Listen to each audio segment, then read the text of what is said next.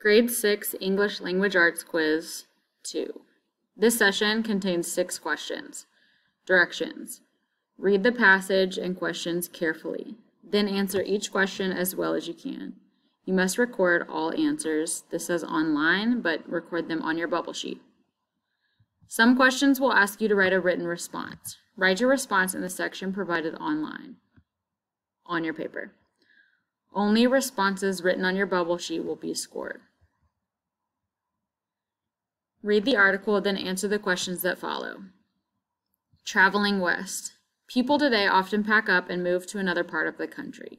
Modern technology allows them to keep in contact with friends and families. Automobiles and planes allow for visits. In the 1800s, however, such a move meant leaving behind family and friends, possibly never to see them again. It also meant selling many possessions and venturing into unfamiliar and sometimes uncharted territory. Moving day for pioneer families was preceded by months of preparation. Families could carry only those possessions that would fit in a covered wagon. Toys, furniture, books, extra linens, and clothing, even family heirlooms, were sold to raise money for the trip. The wagon was packed with only those things that were needed to start a new life. Farming and hunting tools, seeds, utensils, food, essential clothing, and linens. Chicken cages were often strapped to the back of the wagon, and farm animals walked behind. The trek west was hot and dusty in summer, wet in spring, and cold in fall. People traveling across the continent didn't have the luxury of smooth paved roads. Instead, they had rutted dirt paths which jolted the wagon wheels, creating a bumpy ride. Strong winds blew grit, and frequent thunderstorms soaked the travelers. Most pioneers tried to cross the plains as quickly as they could in order to reach a safe place before the first snowfall of the season. Winter brought dangers, freezing conditions, and few sources of food that no one wanted to experience. Figure 1. Map of a route commonly taken by pioneers moving from the eastern states to California. Young children and mothers usually rode in the wagons. When they peeked out from behind the canvas covers, they would often see an endless stretch of prairie grass. Older children walked beside the wagons and gathered wood as the wagons rolled along. Pioneer children making the trek westward had daily tasks to keep them busy and to help their families. Some worked as teamsters, driving the slow, heavy-footed teams of oxen. Teamsters are people who watched the oxen that pulled the covered wagon and made sure that they stayed on the correct path. As an adult, Robert Sweeten wrote about his experience as a 6-year-old teamster. I walked most of the way across the plains, with but an occasional ride. One time I was driving 2 yoke of oxen so my stepfather could ride a while and rest. I stepped on a prickly pear, and being barefooted, the needles ran into my feet. Mother had to pull them out. Figure 2. Covered wagon pulled by oxen. During the journey, some children gathered firewood and buffalo chips, or droppings, which would be used as fuel for campfires. We would take a sack and fill it as we progress. They were very thick in a certain place close to the road. I thought I was in luck. I was picking up as fast as I could when I heard the rattle of a snake. He was almost at my feet, recalled Rachel Emma Woolley, who was a 12-year-old chip collector in 1848.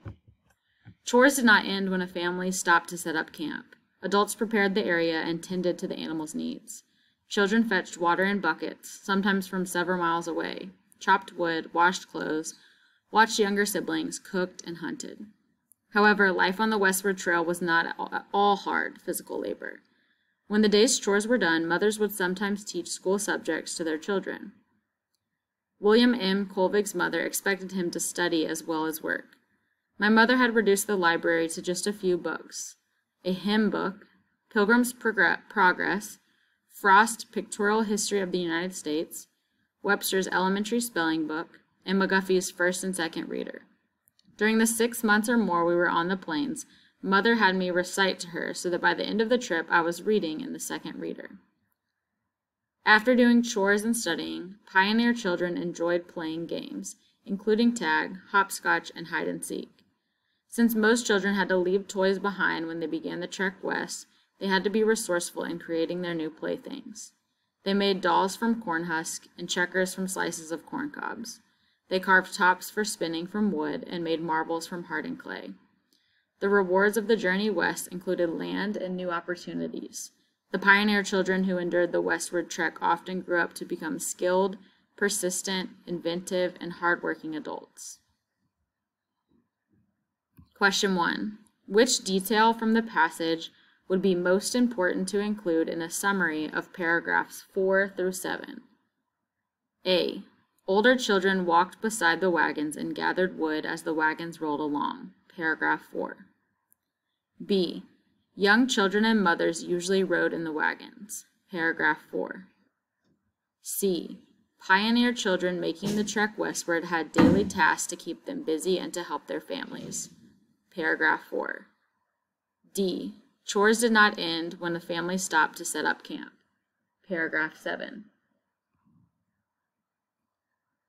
Question 2. In paragraph 2, the author states, toys, furniture, books, extra linens, and clothing, even family heirlooms, were sold to raise money for the trip. As used here, raise means A, to move something higher, B, to parent a child, C, to collect, D, to improve.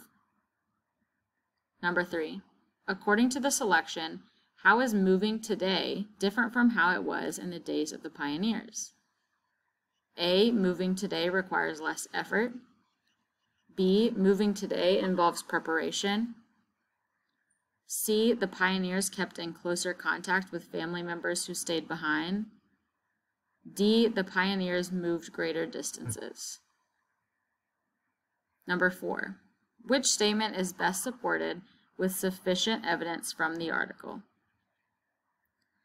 A, pioneer families who traveled west worked hard and were resourceful. B, pioneer families who journeyed west liked to travel slowly by covered wagon. C, pioneer families who traveled west did not have as many chores to complete when off the trail.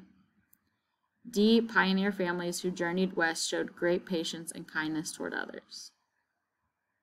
Number 5. What does paragraph 4 suggest about pioneer children on the Oregon Trail? A, young children had plenty of time to play while on the trek westward. B, young children had fewer responsibilities than older children on the trail. C, some children didn't develop persistence and determination. D, all children had to do hard labor in order to help their families as they traveled west. Number 6.